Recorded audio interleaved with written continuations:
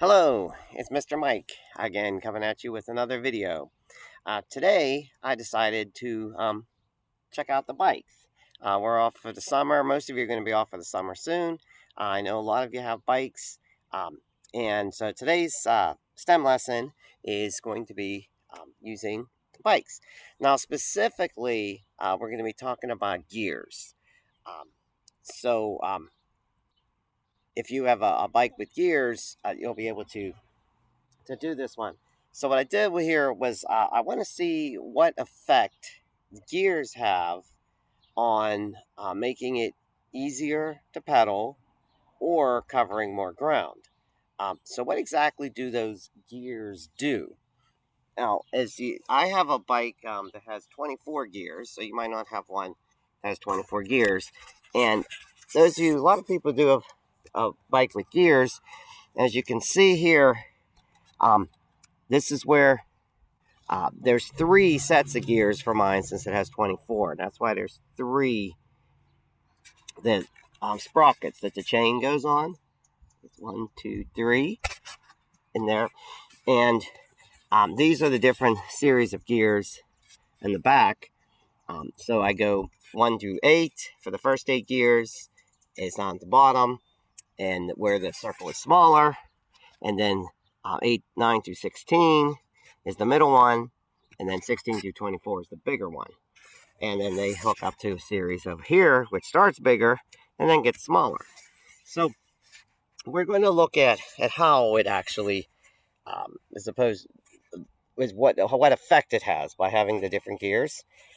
And so what I did was, if you take a piece of chalk, which I have right here, if you take like a piece of sidewalk chalk and you put a notch on your tire. So put a nice dark mark notch on the tire. I'll show you my notch there. And so that way we can keep track of where how many times the tire is rotating.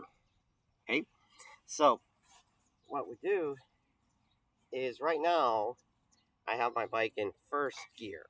First gear, which is if you ride, is the easiest one to pedal, but you don't really get as far.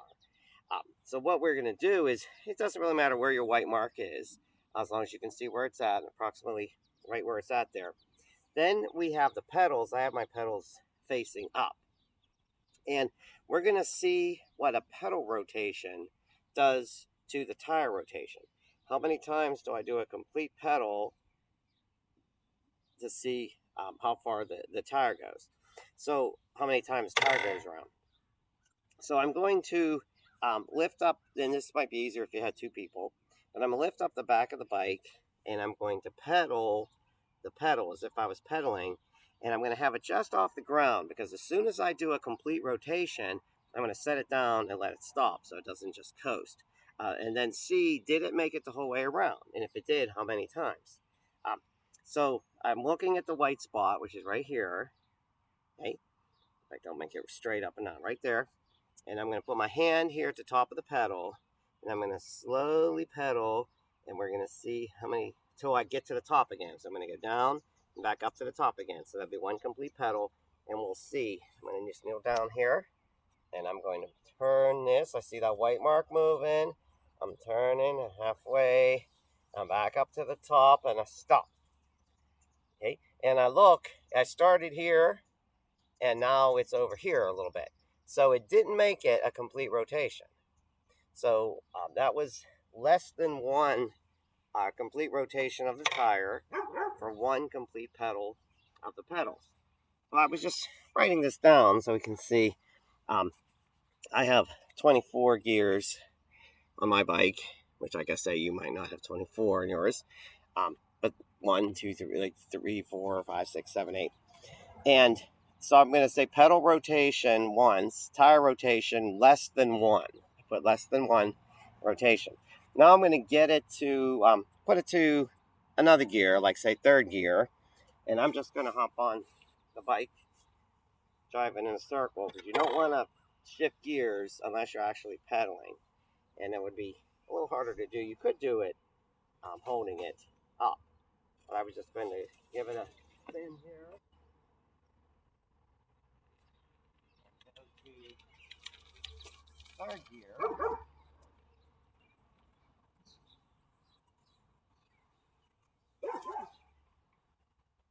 So now I'm in third gear. And I'm going to have my pedal facing up. And I'm going to have my tire. If the riding, there it is, there's my tire mark. You might have to reinforce that a little bit depending on if it's a wet day or what you're riding on. That chalk will come off pretty easily. So it's right up there at the top. So I'm going to do the same thing. I'm going to lift the back tire just a little bit, do one complete pedal, start at the top, make one rotation, and count how many times that tire goes around. So we're turning, back to the top and stop. And now, if you can see, you might not be able to see that from there. Before it stopped over here, now the white mark is right here. So that went more than one. So slightly more than one. So about 1 1/4 if you wanted to use a fraction. So 3 for one pedal went more than one, which I'm going to say about 1 1/4 tire rotations. So in just one tire, the exact same amount of force, the exact same amount of work that you use to pedal once, your tire actually went more times, 1 1/4, which means that you will go further. Except it will be harder to pedal. Okay, so that was with 3. So let's try it again. Let's jump up to 8 this time. Let me take it for a ride. Now you probably had this explained to you by your parents, but whenever you're shifting gears, you have to shift one at a time. It's not good for the bike or the gears to try to go from 3 to 8. You may have found this out if you either were told this or you may have found out the hard way when your chain jumped off of the sprockets and your chain came loose. So you want to go one at a time. And you don't really want to force it either. Be pushing like really, really, really hard. So that's why it's nice. That's why it's nice to just take it for a little ride. And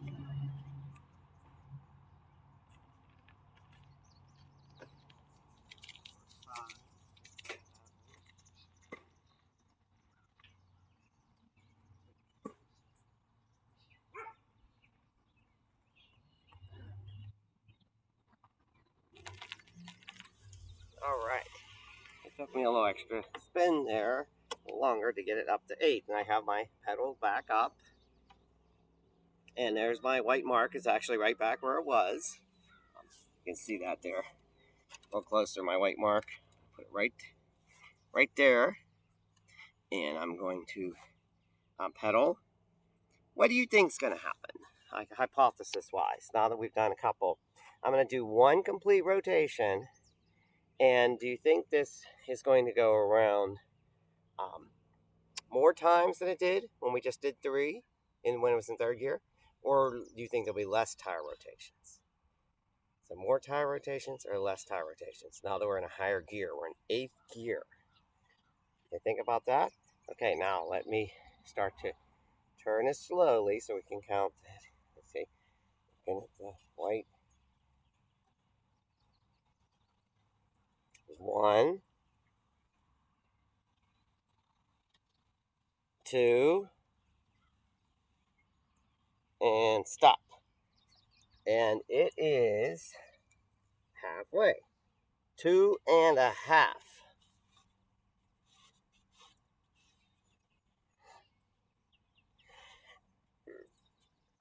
2 1/2. It was stuck underneath there. There it is. Okay. 2 1/2 look like tire rotations. I'm going to write that down. So that was a lot more in 8th gear. So in 8th gear, it went 2 1/2. So we will go twice as far when it went 1 1/4 in third gear 2.5 is exactly 2 times 1.25, right? 1.25 times 2, or 1.25 plus 1.25 is 2.5. So we would go twice as far if you were in 8th gear than you would in 3rd gear. And it just would be harder to pedal, which you may have seen when me pedaling, it gets a lot harder when you to pedal at that point. It's fun to try every gear. Like I say, just go try every gear, take a guess. I was giving you a sample here. What should we do next? It's harder to start out when you're starting out in that gear to pedal, especially if you have to go uphill. And I'd say, let's see, where should we try next? Should we try 16th gear? Let me see. All right, let me see if I can get her up to 16th gear here. Might take me an extra loop. It's harder to get started. Good thing I'm facing downhill at 8. You normally would be in a higher gear going downhill when you want to. Why would you be in a higher gear? To pick up speed or to make it easier.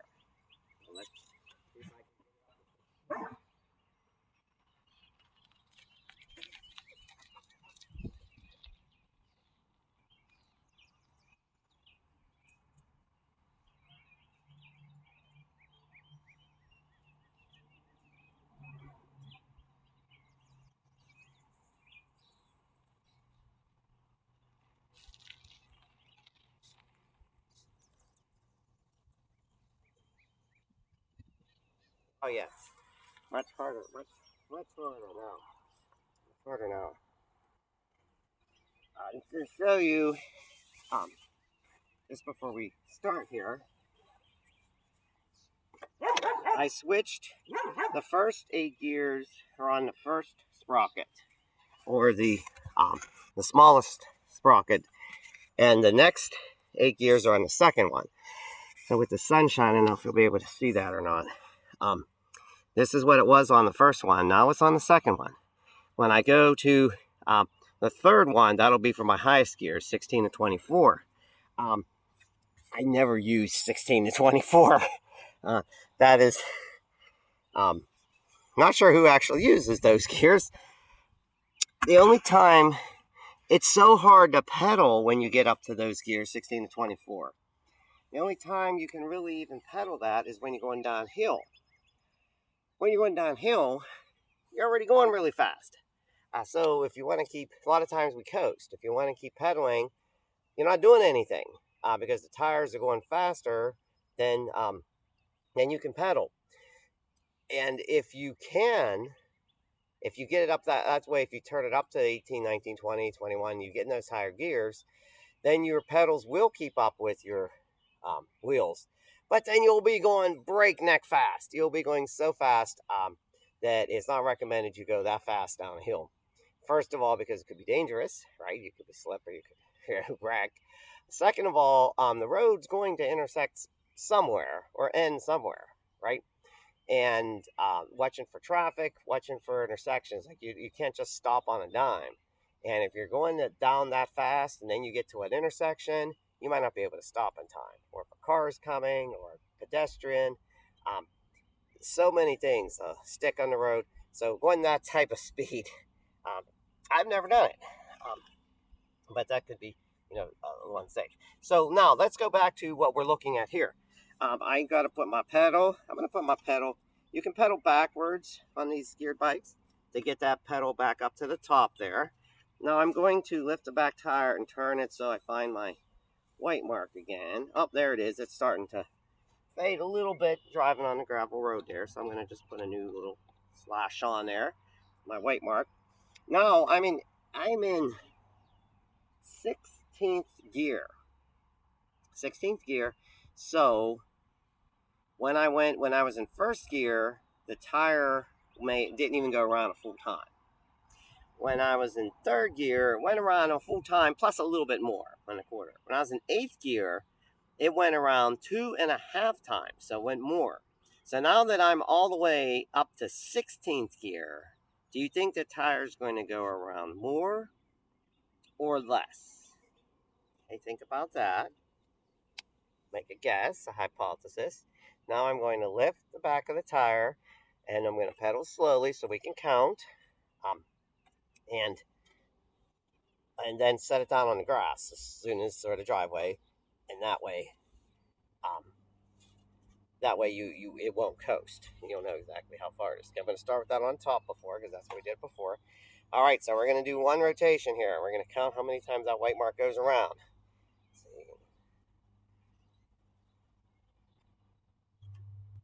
1, 2, 3, 4. And it's just a little past. I was there just a little past 4. Just a little past 4. Let's write that down.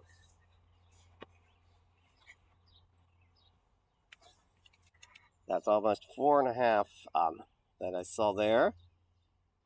So it did go more, didn't it? Is that which one of the things that you guessed? Yes, the higher up the gear, the more the rotation. And in this case, 4.5, which is nearly double, which kind of makes sense, right? If you was in 8th gear and now it's in 16th gear, it's going to go double the amount of times. So you're going to cover a lot more ground. You're going to cover almost 5 times the ground that you covered in 1st gear when you're in 16th gear. So you can do that for, like I say, for every one of the gears, and it'll show you, just to show you how gears will make you, it can do either one. Either makes you work easier. So if you get to a hill and it's a little harder to pedal, you go down to a lower gear. Or you're on a grade, you want to go down to a lower gear so that it's not as hard to pedal. If you're on a slight grade downhill and you want to go a little faster, pick up a little time, then you can go to a higher gear, and then you don't have to pedal as much, and you'll cover more ground. You could, if you're going for riding trails and you're going for distance, it would take a long time. I know my wife and I, we go riding, and we ride on trails. At first, she had a bike that only had 3 gears, and she couldn't figure out how I was going, why I was always ahead of her, and she, especially on hills. And then she finally realized that it was in the gears. Like I was being, it was easier, especially downhill. I would zoom because I could be in 8th, 10th, 12th gear, while the maximum she could be in was 3rd gear. So we were both pedaling the same amount, but my bike was going much further than hers. So she since has also got a new bike that has gears, and she's usually actually ahead of me now. So there's another way you can show this. Like when I talked about it being easier and harder out there, there's another way to show about tire. Instead of looking at higher tire rotations, you look at how far you go. And what I did was out here on the road, I measured 20 feet and I put white chalk mark. I drew a line on the ground at 20 feet. Now, I took a tape measure. Something I want to show you too, a neat trick. I took a tape measure. At first, to measure this 20 feet, and I set it off to the side. So I'm going to put it back on the road here for a minute. This road is like an alley behind the house, so it's not used very much. Nice to have a safer place like that to ride.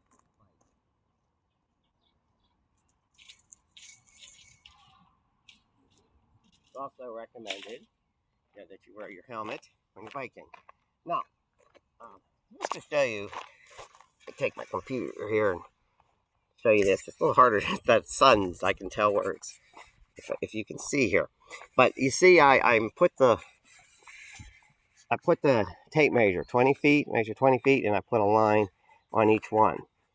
Now I want to show you real quick, when you're measuring 20 feet, what if I don't have a tape measure or a ruler? There is a way to do that. And I'm going to show you this right now because it's so useful to me. I learned this in scouting, a little scouting trick. It's called pacing. It's something you do when you're orienteering, which is compass work. And you need to know how far you've gone, how many feet. Now, it would take forever to try to count 1 foot at a time while you're walking or on a hike. or do an orienteering course.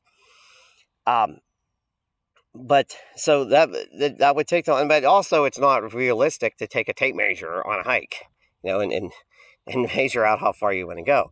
So what you do is you do what's called a pace, and I'm going to show you. If you look right down there at the average person's pace, so stand at the end and decide what foot you want to start with, whether it be your left foot or your right foot.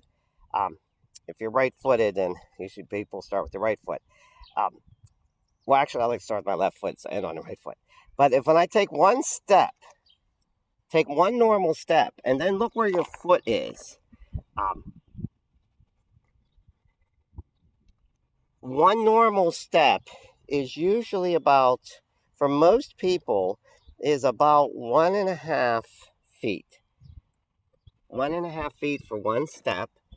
And I can see there my toes putting up right there at about 17 inches. That'd be about 18 inches. So 1.5 steps is usually about 1.5 feet is usually one step. And so if you take 2 steps, so whenever I land on my right foot, that'll be one pace. So 1. So that's one pace. And look at the end of I'm looking up above, there's a car coming. Look at the end of my toe, and my toe is right about a little bit over 3 feet. So one pace is usually 3 feet. One pace is usually 3 feet. And so now that I know that, you can actually measure just using your feet. Okay? Just using my feet. So I'm going to show me walking here. So every time my right foot comes down, that's 3 feet.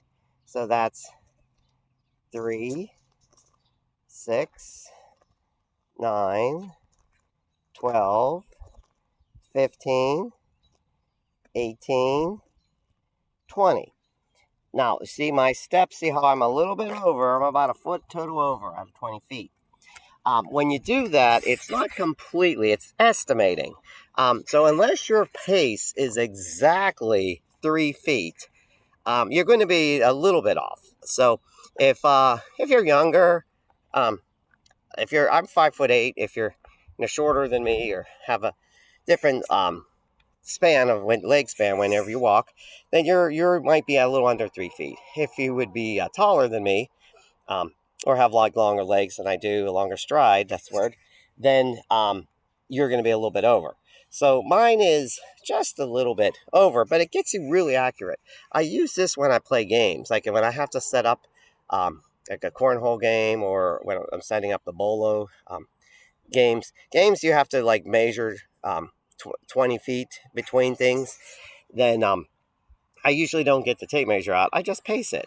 And people are always amazed. They're like, "Oh, how did he know? How to do that?" And I know that one step. So we go left, right. Every time my right foot hits, that's 3 feet. You can either count by threes, or you can count how many paces it takes. So if you took 7 paces, that would be 21 feet. Okay, so that's how I measured this. Measured out the 20 feet. So that's a neat, handy thing to use, not just for orienteering, but it's useful playing games or anytime. So I'm going to now move my tape measure. I'm going to move the tape measure, and I just want you to see that it's easier, just to see that what we've been showing, that when you're in a lower gear, it's easier to pedal, but you don't go as far.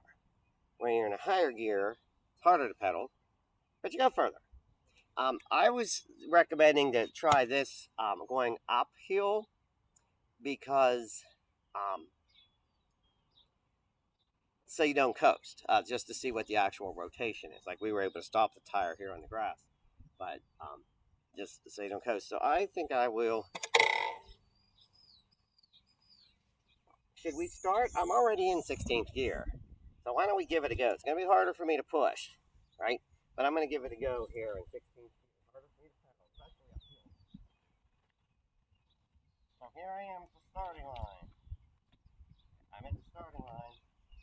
I'm going to start with my pedal up, and whenever it gets back up again, that'll be one turn. So I'm going to see how many turns it takes for me to get from here to there. That's 20 feet. Ready? And here I go. Starting to pedal.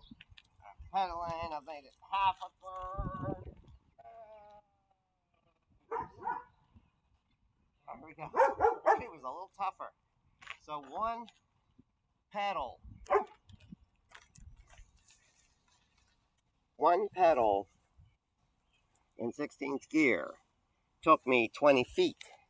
Took me pretty much exactly 20 feet. And I wrote that down on a chart. I wrote, in this case, I was in 16th gear. And I did one pedal and I went 20 feet. So I had the gear, number of pedals, 20 feet. And one pedal took me 20 feet. Now, I'm going to change that up a bit. Okay, now we're going to do less. We're going to go the opposite direction. We're going to go less. So I'm going to get down to what we did last time. We did, in my chart, we did 8. So let me just do that just as a couple samples. You can do them all. It's fun, especially if you've got helpers, we're doing it together. So I'm going to try 8. Now, 8's, half the gears. So would you expect me to have to pedal more or less being in 8th gear to go that 20 feet? More or less? Okay. Let's just get back to the starting line here.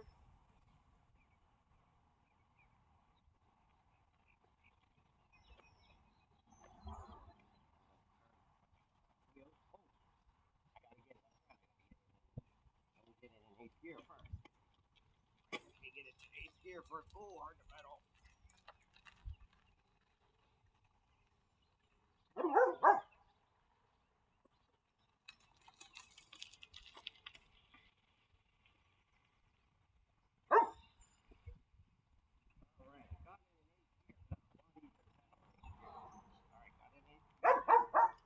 to turn my pedal up to the top, and now I'm going to see how many pedals it'll take me to go 20 feet. Starting off a little easier. Half a pedal. 1.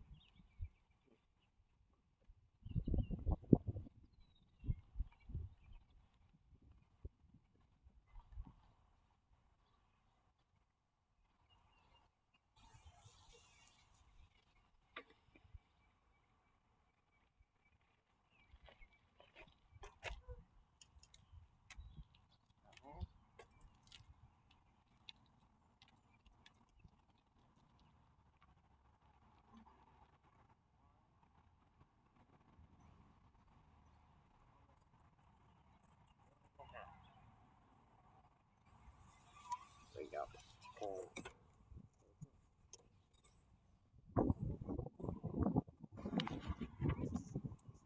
1.5 pedals to make it the whole 20 feet.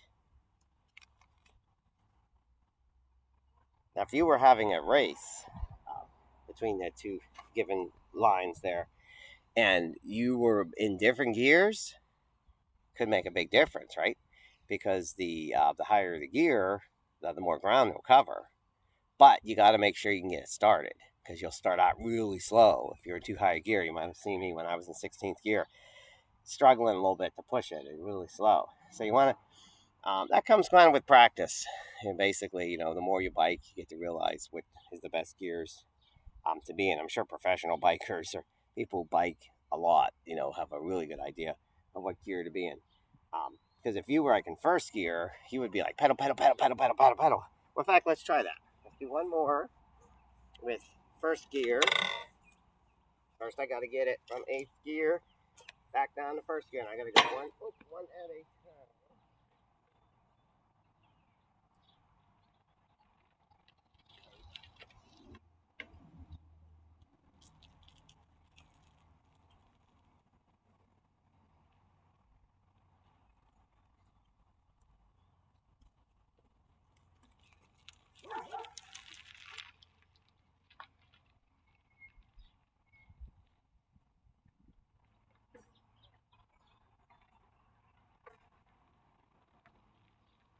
All right, I am now in first gear.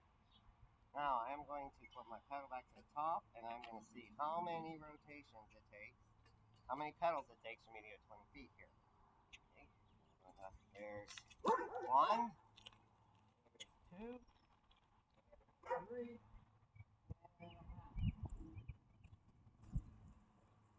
All right, did that surprise anybody? We get that 3.5 pedals. It took, in first gear, it took 3.5 pedals just to go that 20 feet. So almost 4 times as easy as it was when I was in 16th gear. So I took 3.5 pedals in first gear, 1.5 in 8th gear, almost 1 in 16th gear. So you can see how the gears affects the bicycle, and what a great invention it was. Because most bikes, if you don't have gears, where are you? Usually around third gear, and you spend a lot of time. Most people spend a lot of time on third gear. That's why they pick third gear as like an average. But it gives you so much more flexibility to be able to shift, mainly with the terrain. Mainly that's the main way that I use it. This, as you probably noticed, this road behind me is on a hill, a slope this way. So if I'm going downhill, you want to go to higher gear, uphill, lower gear, and that's how the gears affect how your bike goes. Okay, well, thank you so much for joining me today. I really appreciate you taking the time to be here and enjoy these summer coming up, and get outside, ride your bikes with your helmets on. It's a great exercise, and I will see you again.